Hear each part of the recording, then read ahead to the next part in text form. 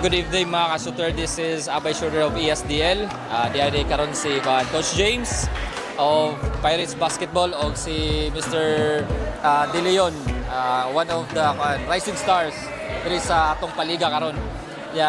Question ako ni Coach James despite of napildi mo sa championship. Though still a good run sa 14 under nga category. Unsa ba imong masulti sa atong duwa karon nga nindot pa yun kayo ning ipakita? Thank you, Abay Shooter. First of all, pasalamat lang ta ni God nga safe yun ang mga bata. Nahuman nilang duwa nga safe ra. Sa sulti na ako, congrats sa opponent namo, Asay.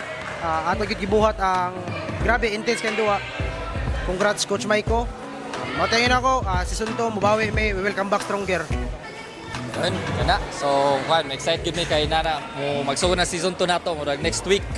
No, daghan na tag magipag-invite sa nga lugar, Bilyaba, katong sa Kananga. So, kana excited me makita sa team sa ano yung pagbawi. Then di apod si si Mr. De Leon, congrats diay kay nadawat siya sa WLC.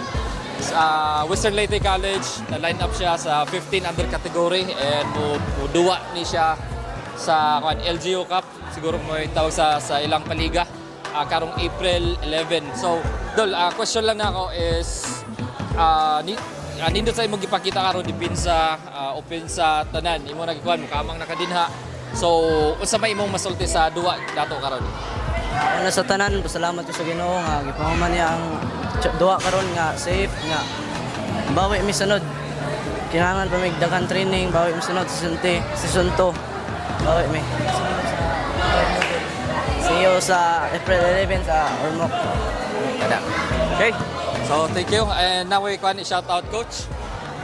Shoutout ko sa tita, to sa gawas. Shoutout tita sa pamilya.